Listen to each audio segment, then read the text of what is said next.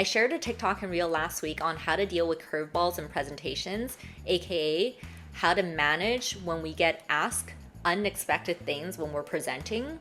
Here is the TikTok reel.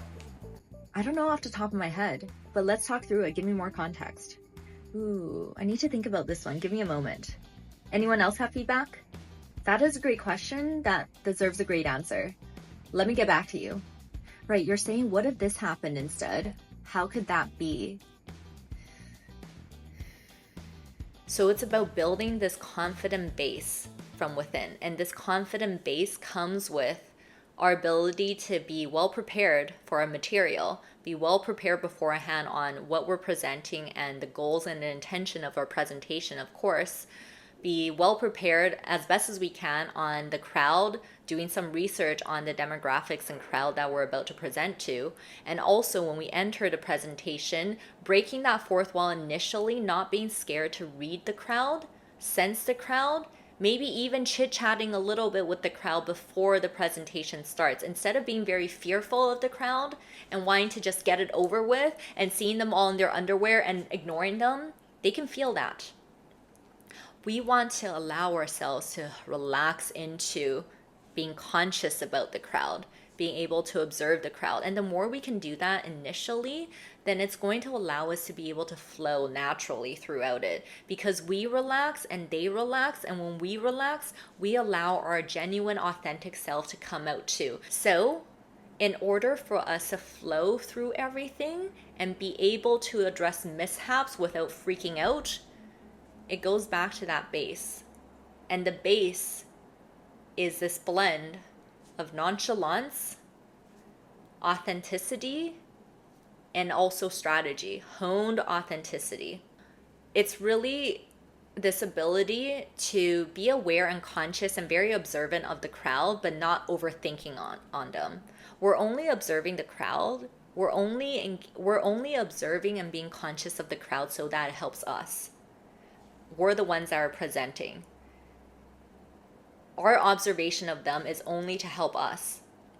We observe so we know how to adjust, appease, so that we continue to feel good on the inside. So any observations are not to overthink and worry about them, and not to start to have imbalances, not to start to feel like we're inferior, start to get nervous because we're thinking what they're feeling, or faking superiority, thinking, okay, we gotta just get through this, so I'm just gonna pretend I'm really in knowing of everything. So even if they ask me something I don't know, because I'm actually very nervous, I'm gonna pretend I know everything.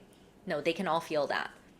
So that's why when we're observing the crowd, being conscious of the crowd, it's for us. It's for us to know how to guide and flow, but we're still going to try our best to be authentic. We're going to breathe and stay grounded, and we're going to have that nonchalant base. The nonchalant base is very helpful too, because it's reminding ourselves we're human. And the thing is, in presentations, it's even better to be human. We rather be authentic and show in a curated way what we're actually thinking and feeling. So, when we watch presentations, right? Like, isn't it the most attractive when the people that are presenting, you kind of feel like they are being real, but they kind of have a secret too. They're real, but they have a secret. That's the most attractive, because, and the secret is not like, it's not annoying that they have a secret. It's like they know what's up. They have an agenda, but they're here to serve too. They're serving everyone. They're serving themselves. Even my lives, I do so many Q&As, weekly lives, and that has been a journey for me too. I used to feel like I need to know the answers to everything, and I need to address everything right away, and I need to just be very smart because this is my role. But we're all human, and the thing is, when we want to give a thorough response to someone, an actual helpful response, we need to know the context. We need to know enough to give a thorough response. So what I realize is the best thing I can do is to work with the audience. That's why I said earlier, it's best to break that fourth wall in the beginning. Find some sort of comfort level with the audience before we really get into the presentation. And I think this might be the easiest when we enter a presentation, and before we get into presentation mode, actually just spend some time like casually chit-chatting with the audience. That's going to be easier to do too. instead of like getting into presentation mode and trying to do a lot of engagement right away.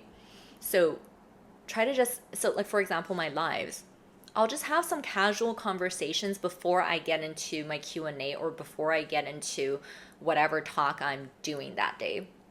So breaking the fourth wall in the beginning is going to be helpful, but when we get approached with questions we don't know right away, relaxing into it's okay to not know the response right away is very important. The very initial reaction is to breathe,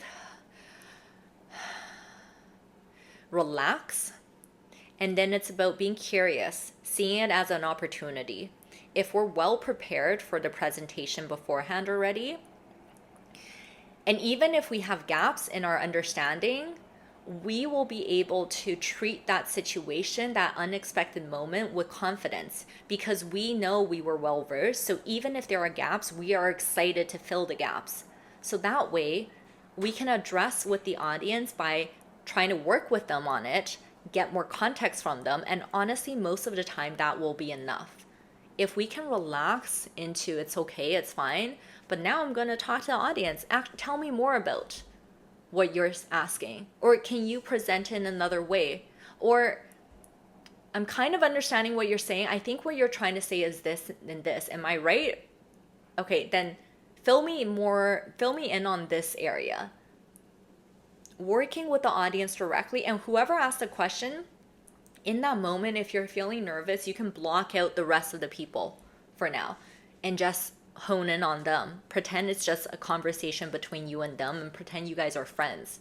When we're with friends and we're trying to help them with their situations in life, it's natural for us, right? If we don't exactly know all the context, we'll start to ask them more questions about it. And that curiosity will then become excitement if we allow it to be. Because they're asking something about this presentation that we're prepared for and we know the points for. So it's exciting because whatever answer we come into is going to only expand the point, the intention of this presentation. Even if it's filling something that I don't even know yet, I see it as an opportunity. Maybe we can both learn. So if we see it from a new view, it's always an opportunity. However, sometimes they may actually bring up a really, really good nuanced point and you really can't come to a solution yet. You're still going to go through that whole process of engaging with them, interacting with them, speaking out the situations and scenarios, asking them clarifying questions, poising in certain situations. That alone, even if it's a very nuanced point and you don't know the answer, it's going to show progress. And the whole audience is going to see the progress with you. They're following your train of thought. They're following you connecting the dots. If we still don't get to something, even with the involvement of others, then it's a consensus. And then it's something that we can be like, you know what, that great conversations and I love this point. I'm so excited to come to a solution with this, or I'm so excited to add this to my research. And you know what, guys, since I'm going to follow up with everyone through email, let's keep this in our email. I'm going to include this point in the follow-up. And now the open-endedness is something that everyone's going to be curious and fascinated about. And you as a presenter can still take on, if you want, the role of doing more research and keeping them posted. And everyone's going to be excited about it. There's no shame, no guilt, nothing. We want to add that element of nonchalance, chillness in, comfort in. So it's not a fake confidence that we're trying to just hold here and it's really hard to sustain and we're faking it. It's this like relaxed confidence. It's the ability to be me. It's the ability to have more of conversations with the crowd instead of rigid interactions or planned interactions. So it's about our ability to hold our presence within, to stay grounded, composed, stay active breathing. And with any mess ups as well, whether it's through our enunciation, our pronunciation, we misaligned, we didn't say a certain thing, we said something differently, we blah, blah, blah, it doesn't matter. Whatever mess ups that happened, we feel okay about it. We let it go in the moment. For me, what I like to do is I like to call it out. If I mess something up and it just happened, everyone saw it, I'll be like, whoops, I don't know what I just said, or whoops, I missed that. I'll call it out, but I'll get right back into it too. It's only when we freak out about it, we get too serious about it, whatever our reaction is when things happen is how they're going to take it. So presentations will always come with unexpected moments. It's really our ability to flow with it. It's really our ability to accept it, to be genuine, but in a curated way. So going back to that initial, our presence should be that genuine, organic, nonchalant, confident, but curated and honed, so that mess ups happen or unexpected questions happen, we're not going to be reactive and be victimizing right away, because we will still have these initial reactions within us. So we're going to still catch that. We're honed, but we're going to breathe, and then we're going to relax. Then when we breathe, relax, surrender, then we can admit it. And some of us, maybe we don't choose to admit it, but then we can still smile and just carry forward and still address it. We can still treat it how we want.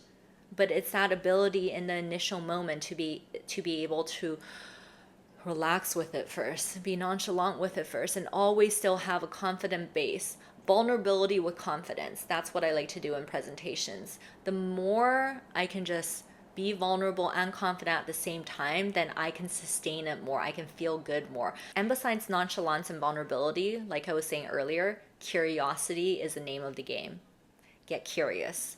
Curiosity will allow us to switch our anxieties to excitement too.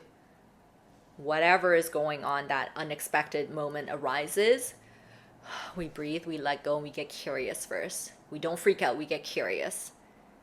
If we can address it with curiosity, then whatever that energy, that tension energy that was bubbling up, we can switch it to excitement. Because the moment we get curious, then we can actually be vulnerable.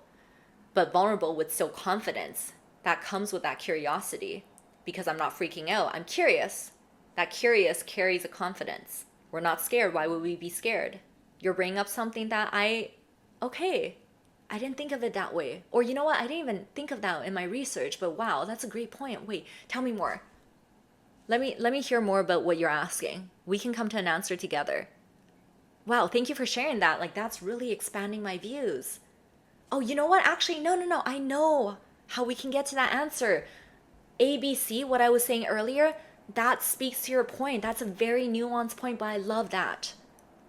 That curiosity will switch everything. When we embody curiosity, no fear. There's no fear and there's no defensiveness. I'm not going to be scared to interact with you. I will want to interact with you even more. And everyone will feel it and see it. So remember curiosity. Hold curiosity. Have nonchalance first. Have nonchalance, vulnerability in a sense of like, I don't need to put walls up. I will hone and curate, but I don't need to be defensive. Nonchalance, surrender, but then our response will be brought with curiosity. And lastly, try to also remember this we're in it together kind of energy. When we're presenting, no hierarchies, no imbalances of superiority or inferiority. It's like I'm here to conversate with you guys. I'm here to share my expertise or share something that I have been told to do or present something that I just, whatever reason I'm here to present. We're all in this together. You're here to listen to me. I'm here to present to you. So eye level balance, eye level playing field. We're all in this together. When we have this energy, then the whole thing will flow more too. Then it's like we're not overthinking too. We are already in unity. It's all good. And even if unexpected shit comes up, I'm still nonchalant. And then because I'm eye level with you, I can be like, okay, you can leave if you don't feel this, or, it's fine. Don't worry. Maybe we're not understanding each other. That's fine. Can you address it another way? If not, it's okay. Shh, sit down. Let's move on. Whatever, however you want to respond to things. If you're seeing it at a level, we're all in it together dynamic, curiosity, nonchalance, confidence just makes it all flow a lot easier. We're able to feel comfortable and feel good as much as possible throughout the presentation. Thank you so much for tuning in, whether you're tuning in from my YouTube or my podcast. Please check out my channels and my services below.